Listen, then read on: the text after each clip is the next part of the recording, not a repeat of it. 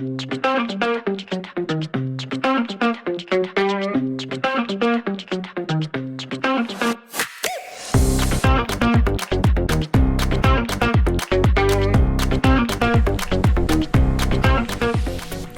mapagpalang araw sa inyong lahat, fellow anglers, lalong-lalo na sa members at admins ng DACC.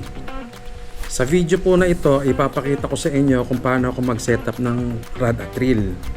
Ako po kasi ay taga Bulacan at kadalasan po ng mga spot dito ay paypand, ilog at yung mga maliliit na sapa.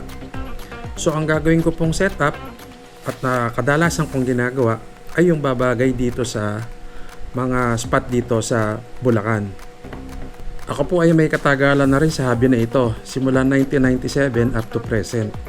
Sa tagal ko na po sa hobby na ito, ay nitong 2021 lang po ako natuto ng tamang setup.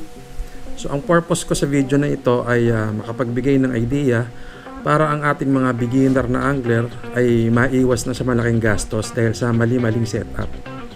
Ipapakita ko po sa inyo ang mga steps kung paano ako magbuo ng setup.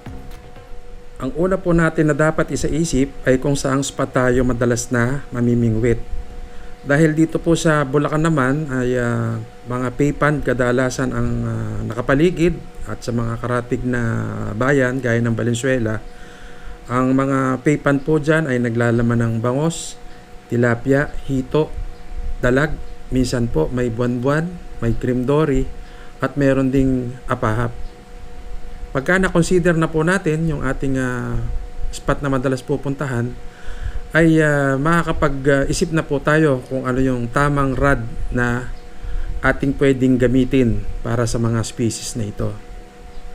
Ang susunod po nating step ay ang pagpili ng rod. Base sa aking experience dito sa mga spot sa Bulacan, ang mga pwedeng gamitin ay ML or medium light, L or light, UL or ultralight, XUL or extra ultralight. Yan po ang mga rod na masasabi natin na hindi overpowered para sa mga species na huhulihin sa mga pan dito sa Bulacan at Valenzuela. Sa mga nabanggit ko pong power ng rod, itong light rod ang gagawin nating sample.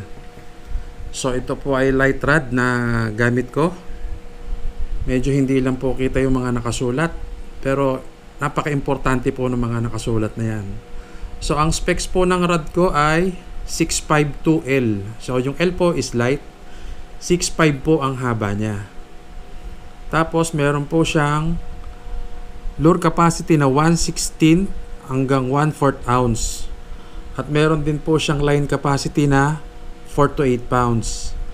Yan po mga nakasulat na yan ay susundin po natin para hindi mapuwersa ang ating rod. Sa haba naman po ng rod, ang masasabi ko na ideal na haba ay mula 6 feet hanggang 7 feet.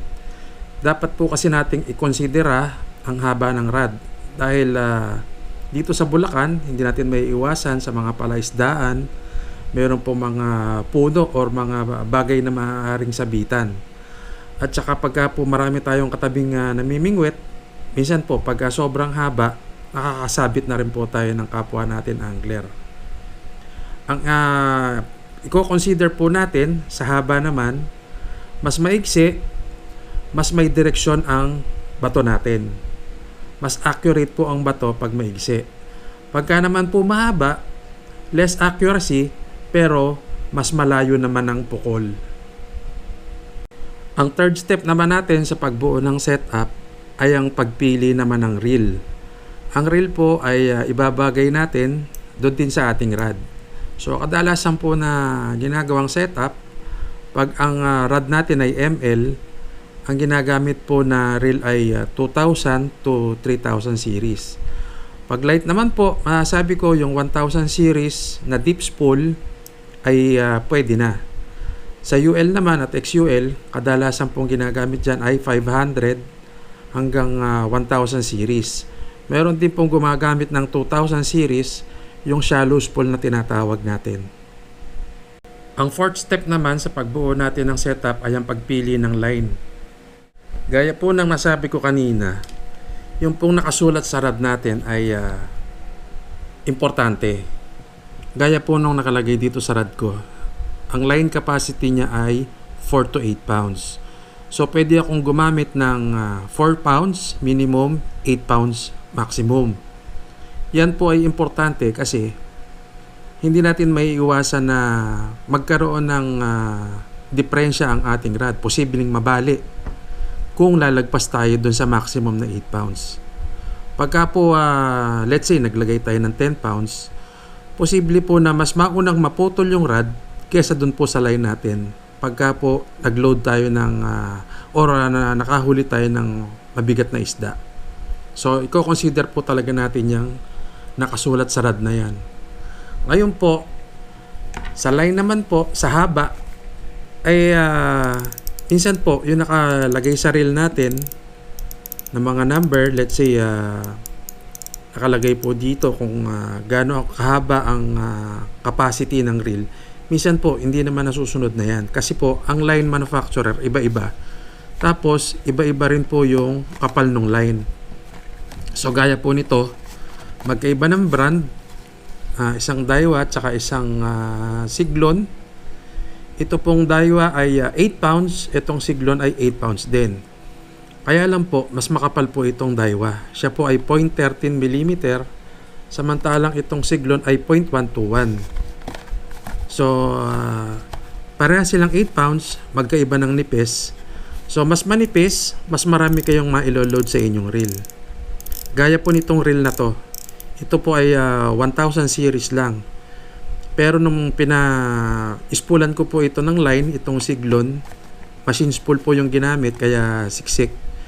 Ito po ay naglula ng humigit kumulang 400 meters. So yung 400 meters na yon ay kung dito lang po sa mga Pansa Bulacan, sobra-sobra na po yung haba nun. Dahil hindi naman po lumalayo ng malayong malayo yung mga isda na mahuhuli natin dito.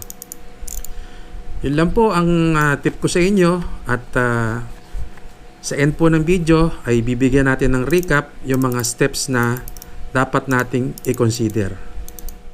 So, muli po, ako ay bumabati sa inyo ng isang magandang araw, at sana kahit papaano ay nakapag-impart ako ng idea, lalong-lalo na sa mga beginner, at ang purpose ko rin po ay maiiwas yung ating mga beginner sa paggastos ng malaki. Gaya po ng pinagdaanan ko na nung nagbubuo po ako ng setup, nung bago-bago pa ako ay mali-mali po ang aking setup. So, ang nangyari po, ibinenta ko lang ng mura para makabili uli ako ng mga gamit at maitama ko na ang aking setup. Maraming salamat po at magandang araw sa inyo.